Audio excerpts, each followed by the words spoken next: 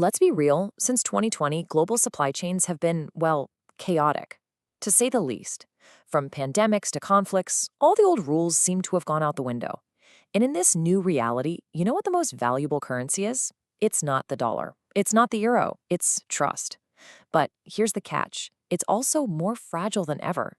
So how on earth do you navigate all of this? This is it. This is the big question that's on every business leader's mind. How do we actually build trust with our partners? How do we show them that we're the ones they can count on?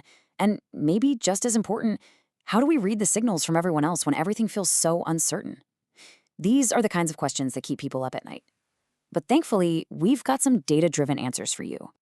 Now, to tackle this, we're not just going with gut feelings. Nope. We are diving into a fantastic 2024 study from the International Journal of Procurement Management.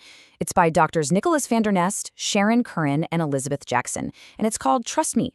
Trust You? Think of it as our roadmap. They've given us a data-driven look at the real-world signals of business trust, both before and after, well, the world got turned upside down. Okay, so what's really cool about this study is the way they did it. Instead of just sending out surveys, which, can sometimes just tell you what people think they should say, the researchers looked at how trust is actually talked about in the wild.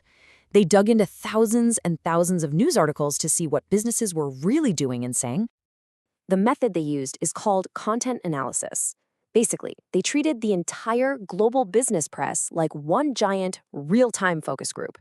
By sifting through articles from the Dow Jones Factiva database, they were able to pull out the key themes, the actual words that organizations use when they talk about trust. And what that gives us is this incredibly practical, industry-relevant perspective. So, what did they find? Well, the study identified 51 different indicators of trust. But here's the fascinating part. The top 10 accounted for nearly 80% of all the mentions. So let's count them down, from least to most significant, to see what really mattered before the pandemic changed the game. Kicking off our list at number 10, we have collaboration. Now, this isn't just about playing nice in the sandbox. This is about the proven ability of different organizations to work together strategically to hit a shared goal. It's that foundational signal that tells everyone you're a serious team player. Next up at number 9 is investment. This is all about putting your money where your mouth is.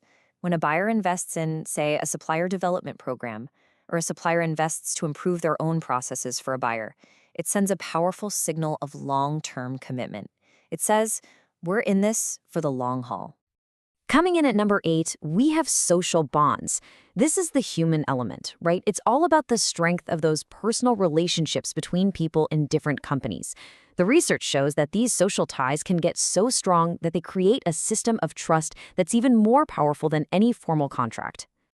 At number 7 is security. This is all about safeguarding the important stuff, your products, your information, your money, your intellectual property.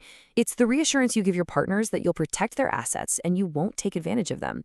It's a huge signal of integrity. Breaking into the top half, at number 6 is quality. This one might seem obvious, but it is absolutely critical.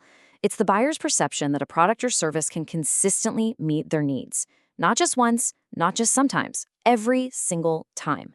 That consistency is the absolute bedrock of building trust. And at number 5, we have duration.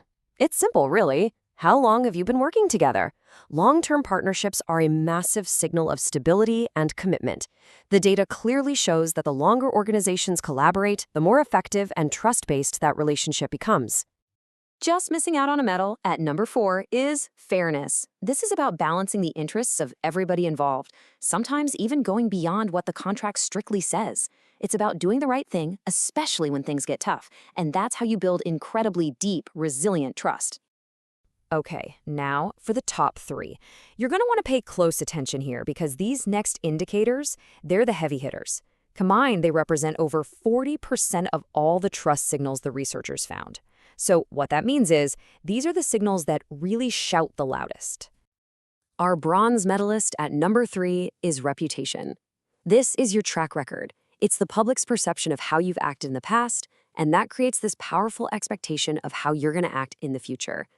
A great reputation is like an economic superpower. It makes it a critical, unmissable signal of trustworthiness. In the number 2 spot, we have communication and transparency. And this highlights a really important distinction. It's not just about sharing information. Anyone can do that. It's about sharing high-quality, meaningful, and timely information and doing it openly and honestly. A lack of transparency can kill trust in an instant, while radical transparency can build it faster than just about anything else.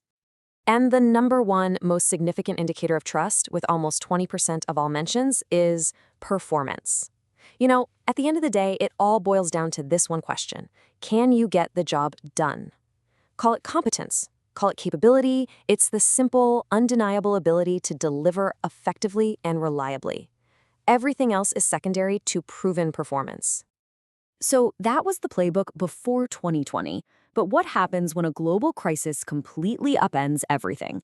The pandemic was like a massive stress test for supply chains, and in the process, it totally reshuffled the hierarchy of trust. Let's take a look at what the data tells us. Okay, this slide is where it gets really interesting, because the shift is just dramatic. Performance, no surprise, stayed king, locked in at number one. But look at the climbers. Leadership, which was way down at rank 38 pre-COVID, shot up to become the third most important signal. Competence vaulted from 26th all the way to 4th. What this tells us is that in a crisis, businesses want decisive action and proven ability above almost anything else. And on the flip side, some of the softer long-term signals like fairness and duration, they dropped out of the top 10 completely. Why? Well, when survival is on the line, immediate capability just trumps everything else. So the big takeaway here is this. When the world feels like it's on fire, the signals of trust change. The question shifts from, are you a good long-term partner, to, can you solve my problem right now? In a crisis, we stop focusing so much on how long we've known someone, or if the terms are perfectly fair for everyone. Instead, we look for tangible, hard signals. We ask, is there strong leadership? Can they demonstrate raw competence? Can they deliver a service today? The ability to perform under pressure became the whole ballgame. Okay, so understanding the research is one thing, but how do we actually apply it? This isn't just some academic exercise. This study gives us a clear, actionable toolkit for both building and evaluating trust in the world we live in today. So here are the key things to remember. First, make performance your loudest signal. Always, always deliver. Second, communicate with radical transparency, especially when things go wrong. Third, actively manage your reputation, because believe me, it follows you everywhere. Fourth, in turbulent times, the market is desperate for strong leadership and proven competence, so you have to show them you've got it. And finally, even when things are crazy, don't forget the human element. Those social bonds rose in importance for a reason. People needed to rely on people they knew. At the end of the day, trust isn't a passive thing. It's an active signal that you're constantly sending out, whether you realize it or not. So as you go about your day, I want you to ask yourself, based on our actions, our communication, and our performance, what signal is our business sending to our partners right now? And is it the one we intend?